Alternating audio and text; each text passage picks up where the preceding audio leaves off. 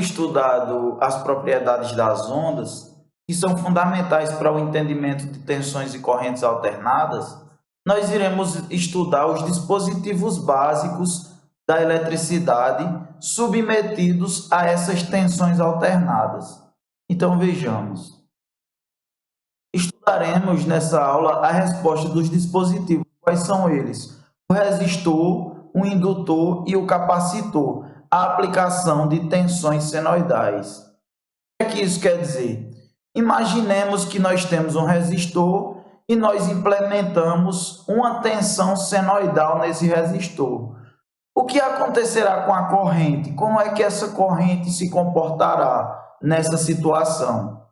Da mesma forma, se nós tivermos um indutor e implementarmos nos terminais, desse indutor uma tensão senoidal, essa corrente, como é que ela irá se comportar? E, por fim, um capacitor que seja submetido a uma tensão alternada senoidal. O que é que acontece com essa corrente? Ela fica em fase, ela é defasada, adiantada ou atrasada, relativa à tensão. É isso que nós iremos ver nessa aula.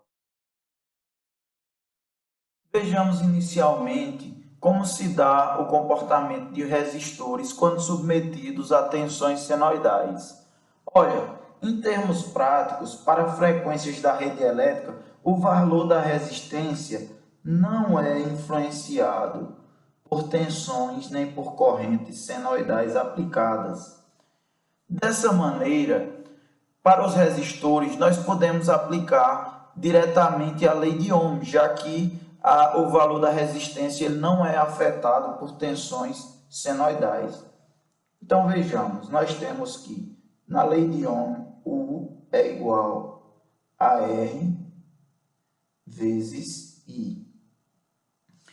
Uma vez que eu aplico uma tensão senoidal, eu quero descobrir o comportamento da corrente. Então, para isso, eu irei isolar a corrente. Eu terei que I é igual a U dividido por R. Então, o valor da tensão ele será substituído por uma tensão alternada. Dessa forma, nós teremos que a relação para a corrente é igual. A tensão alternada, nós faremos uma tensão com um valor de pico, o M, multiplicado pelo seno de ômega T. Essa é a expressão geral para tensão alternada, dividido pela resistência.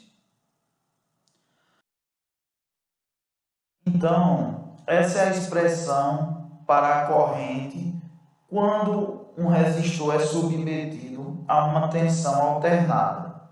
Só que vejam bem, qual é a fórmula geral para uma onda, qualquer que seja essa onda? A fórmula geral é o valor máximo. Então, no caso da corrente, a fórmula geral para a corrente seria o valor máximo de corrente multiplicado pelo seno de ômega T. Essa é a expressão geral. Olhando para essa expressão que nós acabamos de obter, nós podemos concluir que a tensão, o valor máximo ou o valor de pico, será exatamente a tensão máxima dividida pelo raio. Então, isso daqui, tensão máxima dividida pelo raio, é exatamente igual a corrente máxima. Então, vejamos como ficará a forma de onda para tensão e corrente senoidais em um resistor.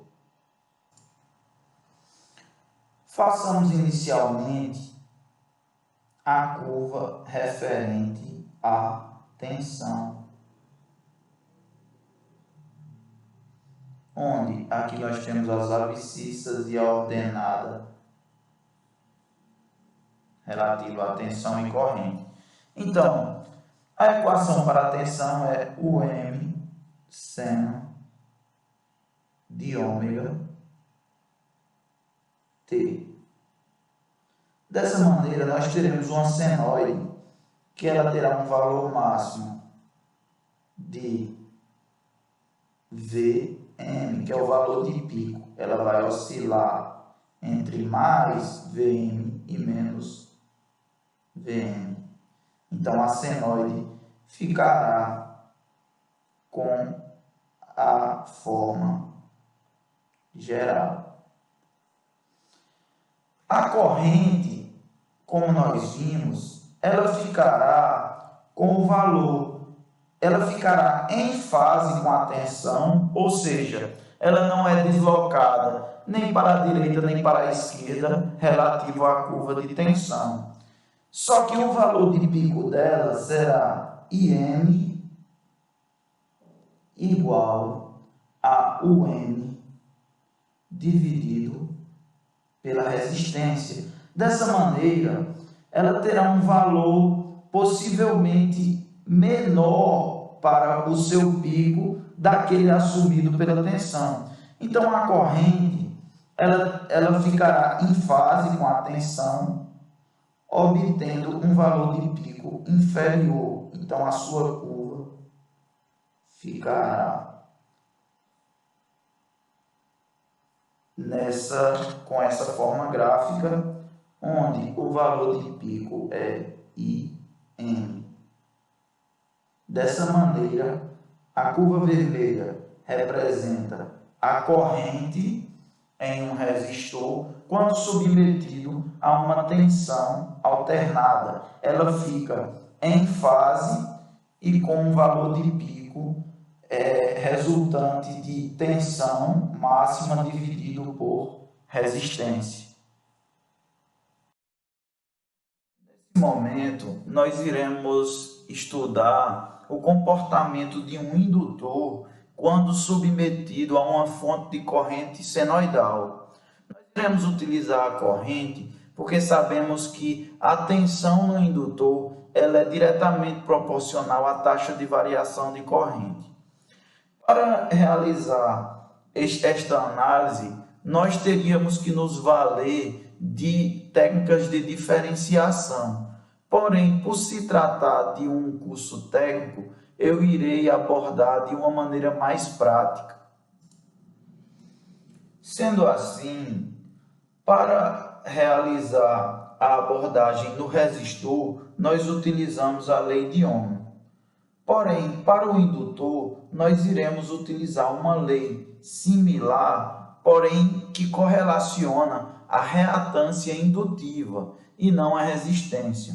Então, nós teremos que a reatância indutiva é indicada pela letra X. Por se tratar de um indutor, teremos o subíndice L.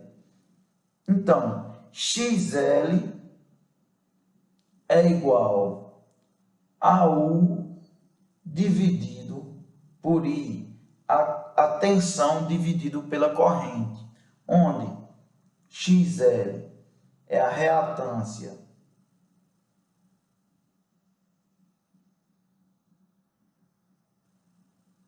indutiva,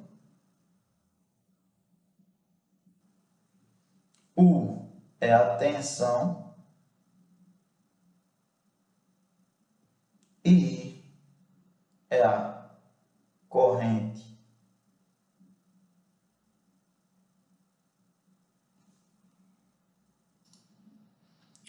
Desse modo, para descobrirmos a tensão máxima, nós faríamos a correlação. Tensão máxima é igual a reatância indutiva multiplicada pela corrente máxima.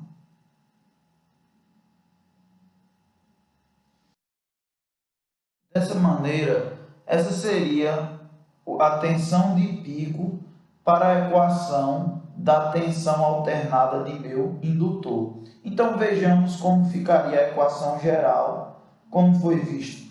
Para o indutor, a tensão ela seria dada pelo valor de pico multiplicado pelo seno de ômega t mais ou menos o valor de defasagem para a minha fase. Vejam bem, nós vimos que para o resistor as ondas de tensão e de corrente estavam em fase uma com a outra, ou seja, não existia nenhuma defasagem em relação à tensão e à corrente. Porém, para o indutor, a tensão ela é adiantada de 90 graus relativo à corrente. Então, nós teremos aí uma defasagem de 90 graus para a esquerda com relação à equação da minha corrente. Então, vejamos como ficará a fórmula geral para a expressão da tensão no indutor. A tensão será igual ao valor de pico, que nós identificamos como sendo a reatância indutiva multiplicada pela corrente máxima, isso aqui, vezes o seno de ômega t. Como a onda ela é adiantada, então nós faremos mais adiantada de 90 graus. Esta seria a expressão geral para a equação da onda de meu indutor. Entretanto, nós podemos ainda especificar o valor da reatância indutiva.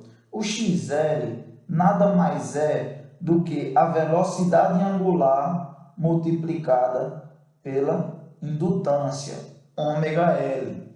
Dessa forma, aplicando o valor da reatância indutiva e substituindo na equação geral, nós teremos que a tensão ela é igual a ômega-L multiplicado pela corrente de pico vezes o seno de ômega t mais 90 graus.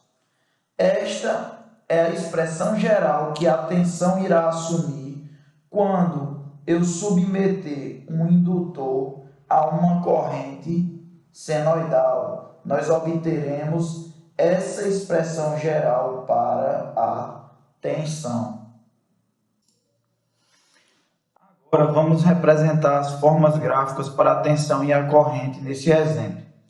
Para o exemplo em questão, nós vemos que a equação da corrente ela não apresenta nenhum tipo de deslocamento de fase com relação à origem. Dessa maneira, a corrente ficará, a forma de onda da corrente ficará partindo da origem.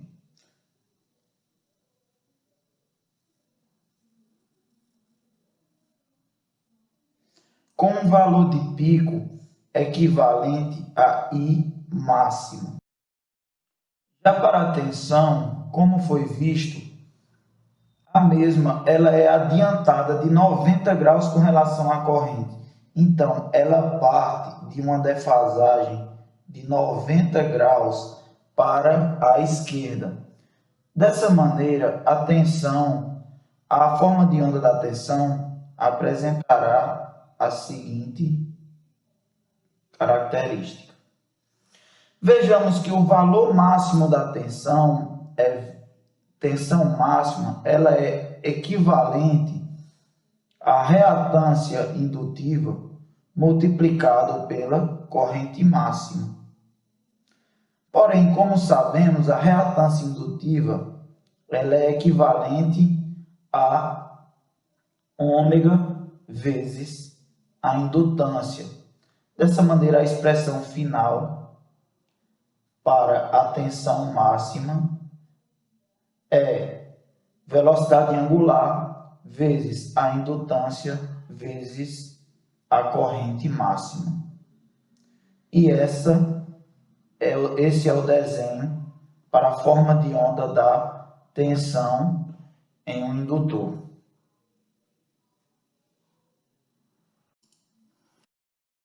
E vamos avaliar qual é o comportamento de uma corrente quando nós aplicamos em um capacitor uma tensão senoidal, como é expressa nessa equação.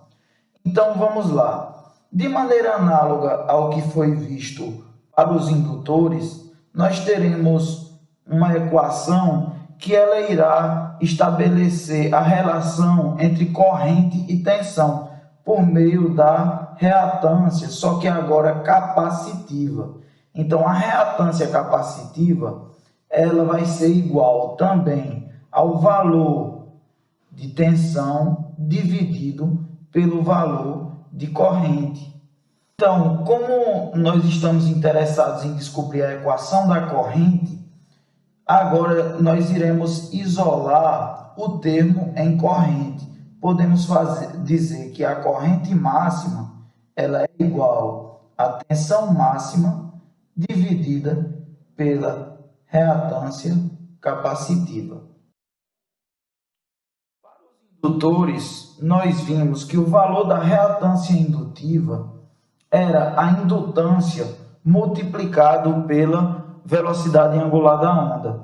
Para os capacitores, a reatância capacitiva ela é igual ao inverso da velocidade angular da onda multiplicado pela capacitância.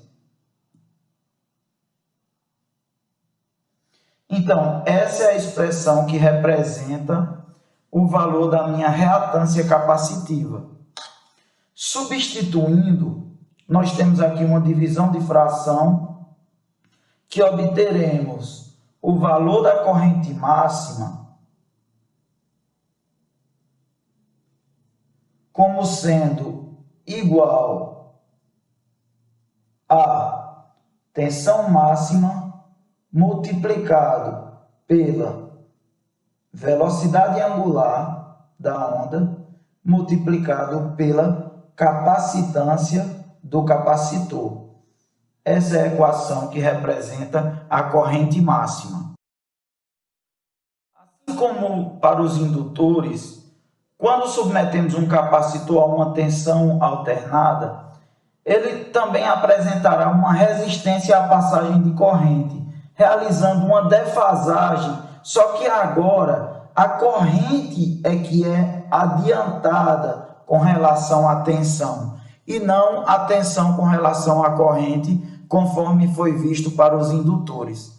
Dessa maneira, nós podemos escrever a expressão geral para a corrente como sendo a corrente máxima, que aqui vai ser tensão máxima multiplicado pela velocidade angular multiplicado pela capacitância vezes o seno de ômega t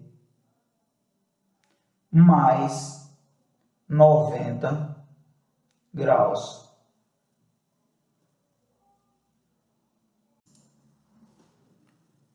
Assim como fizemos para os resistores e os indutores, vamos realizar o desenho das formas de onda para corrente e tensão.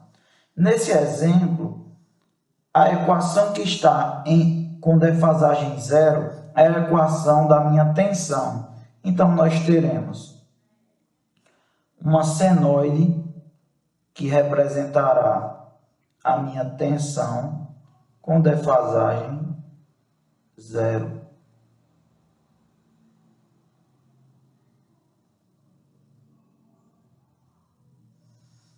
Onde o valor de pico aqui é V, é a tensão máxima.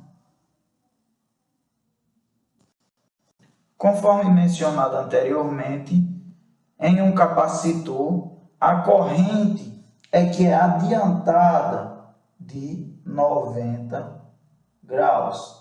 Dessa maneira, a curva da corrente ela inicia 90 graus à esquerda da minha origem, fazendo exatamente uma senoide, onde o valor máximo dessa senoide é I máximo igual a velocidade angular multiplicado pela capacitância de meu capacitor vezes o valor da tensão máxima. Essa é a forma de onda para a corrente em um capacitor.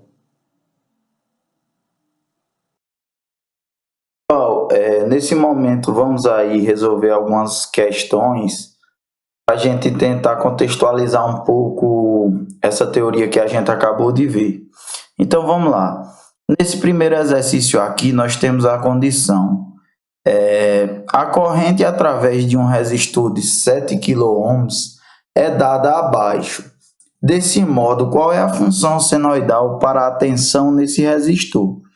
Vamos lá. A corrente, a gente tem aqui o valor da corrente de pico, que é de 2 vezes 10 a menos 3 amperes, multiplicado pelo seno de 400 vezes T, onde a gente sabe que aqui o 400 é o ômega, mais 120 graus, que é a defasagem que a corrente assume com relação ao eixo da origem. Então vamos lá, para resolver a função senoidal para a tensão, como a gente tem a corrente máxima, a gente pode aplicar aqui a lei de Ohm diretamente. Então a gente vai ter que o máximo, que é a tensão máxima, é igual I máximo, que é a corrente máxima, vezes a resistência.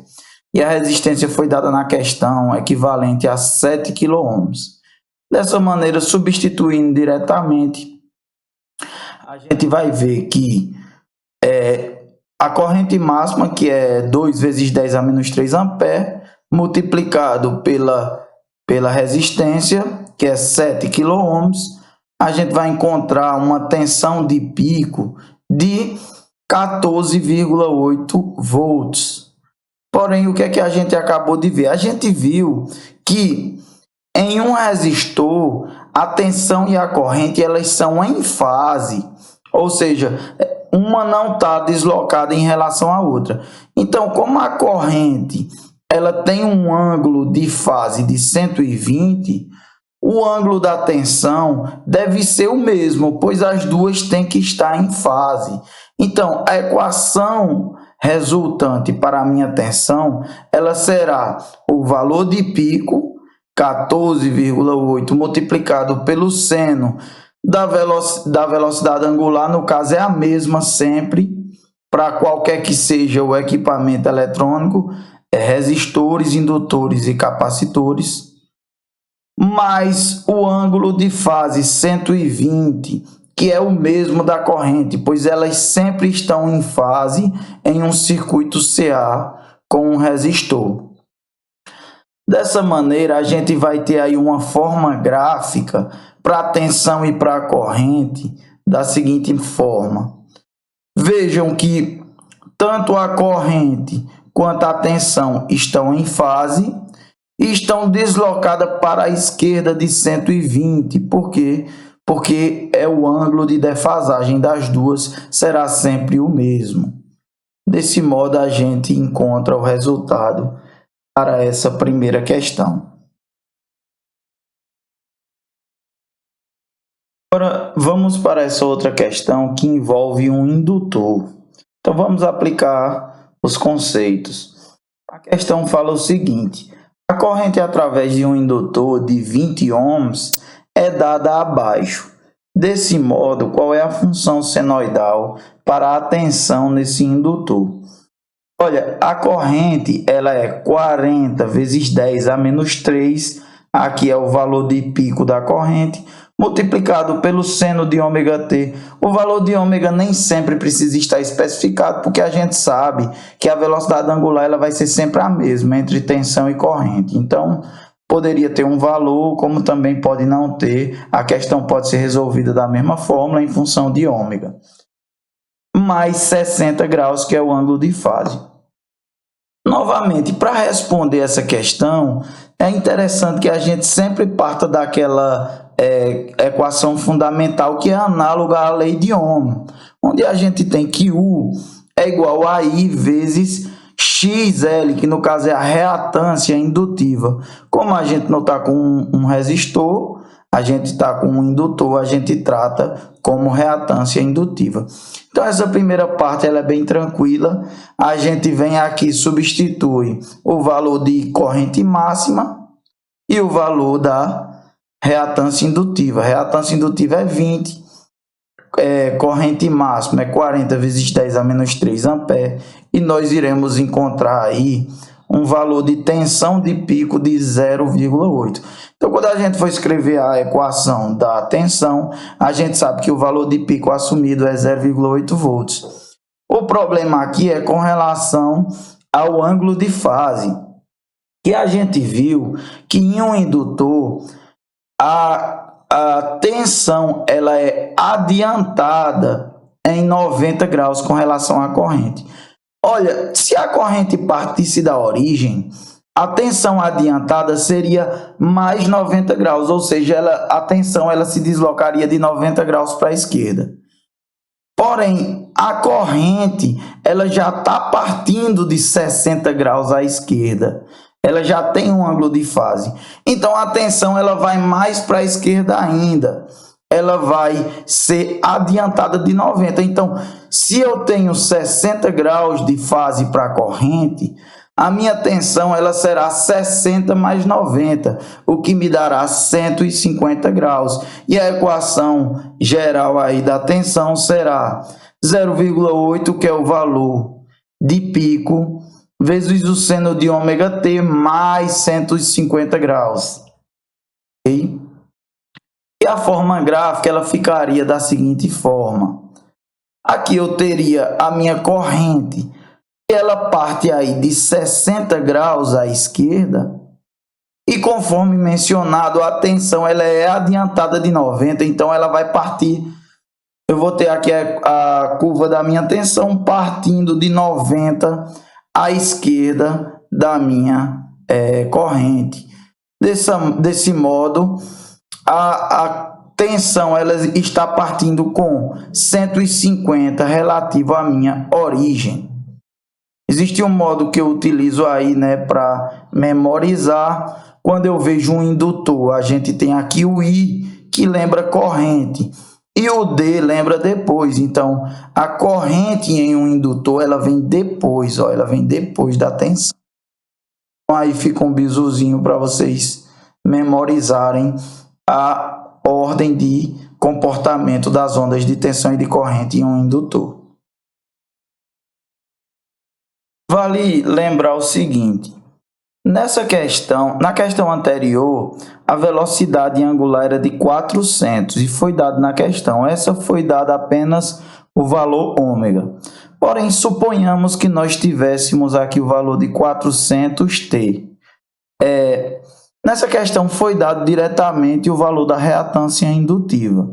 Porém, se a velocidade angular fosse dada, no lugar da reatância indutiva, eu poderia dar simplesmente o valor da indutância. Por quê? Porque aqui no XL, nós sabemos que o XL ele é dado por ômega vezes L. Então, se a indutância fosse dada e aqui no meu valor de ômega fosse 400, por exemplo, já tivesse aqui na equação de minha corrente o valor 400T mais 60, eu poderia simplesmente pegar o ômega 400, multiplicar pela indutância e encontrar a reatância indutiva. E daí o restante do problema nós procederíamos exatamente da mesma forma. Por fim, vamos ver aqui uma questão envolvendo capacitores. Então, a corrente através de um capacitor capacitor de 10 ohms, a reatância capacitiva, é dada abaixo. Desse modo, qual é a função senoidal para a tensão nesse capacitor? Olha, a corrente do capacitor, nós temos aqui 2 vezes 10 a menos 6, que é o valor de pico da corrente, vezes o seno de ômega-t mais 60 graus. Primeira parte exatamente igual, nós vamos correlacionar a tensão de pico com a corrente de pico, implementando a reatância capacitiva. Então, nós teremos que a tensão máxima ou tensão de pico é a corrente máxima vezes a reatância capacitiva. Então, nós teremos que a corrente máxima é 2 vezes 10 a menos 6 e a reatância capacitiva 10 ohms, nós chegaremos aí em uma tensão de pico de 20 milivolts. Dessa maneira, o valor de pico nós já encontramos. E a parte um pouco mais complicada é justamente encontrar o valor da defasagem de tensão, porque a gente sabe que em um capacitor a tensão e a corrente elas são defasadas. Só que o capacitor ele acontece de maneira oposta ao indutor. O capacitor, a corrente é que é adiantada, ou seja, a tensão é atrasada com relação ao indutor. Se a corrente partisse da origem, a tensão ela seria deslocada 90 graus à direita, ou seja, ela seria um ângulo de fase de menos 90. Porém, a corrente nesse capacitor, ela está partindo 60 graus, ela está adiantada de 60 graus, ou seja, ela parte 60 graus à esquerda. Então, em vez de partir 90 à direita com relação à origem, a minha tensão no meu capacitor, ela vai partir de 30 graus com relação à origem, para a soma ser exatamente igual à defasagem de 90 graus. Então, nós teremos que a equação geral para a tensão é o valor de pico, que a gente encontrou, seno de ômega-t menos 30 graus. Vamos ver isso aqui graficamente, como é que fica. Nós sabemos que aqui seria a minha corrente, que ela está adiantada, né, de 60 graus, ou seja, ela parte 60 graus à direita da minha origem. Só que entre a minha tensão e a minha corrente, a gente vai ter 90 graus entre o início da tensão e o início da corrente. Aqui é a forma de onda para a minha tensão. Então, ela vai ter que estar deslocada de 30 graus à direita para que, no final das contas, a diferença de fase entre a tensão e a corrente seja 90 graus. Novamente, de maneira a memorizar, eu tenho um bizu que fala que para capacitores, o C aqui de capacitor e o A de antes. Então, a corrente em um capacitor, ela vem antes da tensão. Se você olhar a corrente, ela vem defasada para a esquerda da tensão, ela vem antes. E sempre o valor será 90 graus entre a corrente e a tensão, seja no indutor, seja no capacitor. A diferença é quem está adiantado com relação a quem. Então, aqui a gente encerra os exemplos para a diferença de fase entre tensão e corrente em indutores e capacitores.